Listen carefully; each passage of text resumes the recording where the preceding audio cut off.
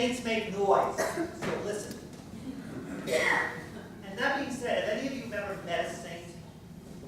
Have any of you associated with them?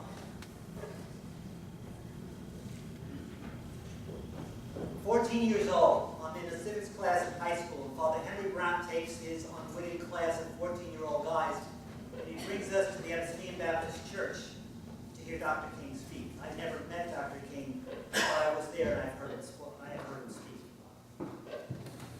I'm 22 years old. I'm at the Gregorian University in Rome, and they're having a big to-do. In the middle of all of this incredible luxury and this posh setup that they had to honor their guest of honor, comes in this tiny, unimpressive Albanian nun who has spent years, decades, ministering to the poor of India, Teresa of Calcutta. I pushed my way to the front. I did meet her.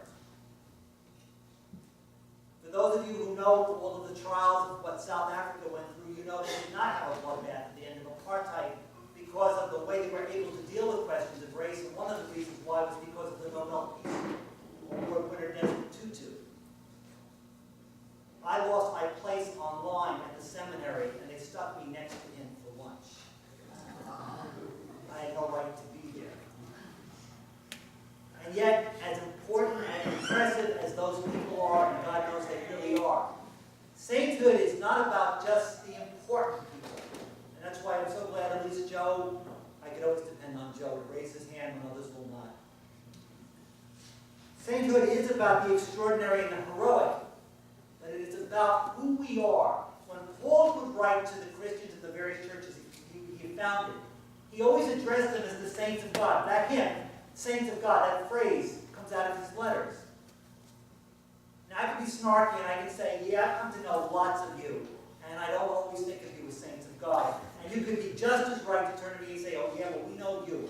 You're not any of them. But sainthood is not about perfection. It's about living the gospel within the context of our culture where the world really needs to be turned upside down. And that's what you heard today. You heard a version of something that we refer to in Scripture as the Beatitudes, the Blesseds. But everyone hears the one version that's found in the Gospel of Matthew. We never really pay attention to it. We only hear it once every 3 years. The version that Luke gives us, which has a second half to it, it's very stark, and it says, those of you who are willing to turn the world upside down and let the gospel be at the core of your life and willing to follow the path of God's love, you are blessed. If you realize how much you need God in your life, and that other people, as good as they are not going to fill you 100%, and all the stuff that you have is not going to fill you 100%. And when you come to that understanding, and you are at peace with that, and you are not only holding on to what you have, but you can let your hands go and offer it to others, you're blessed.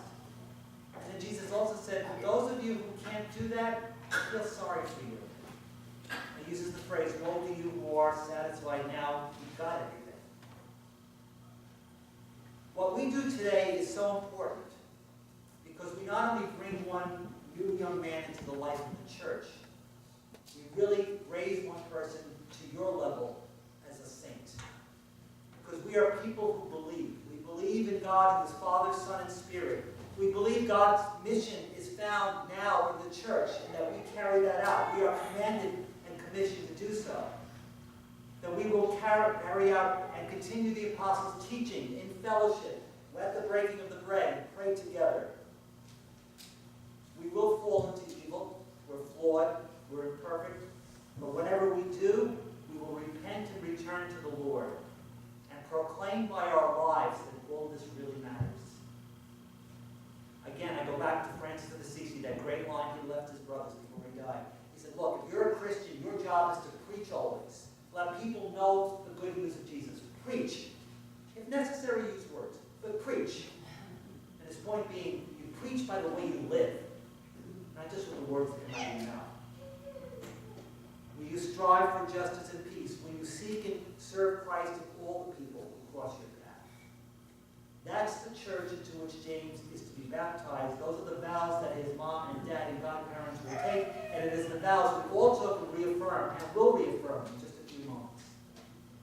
That's what it is to be a saint. Have you ever met a saint?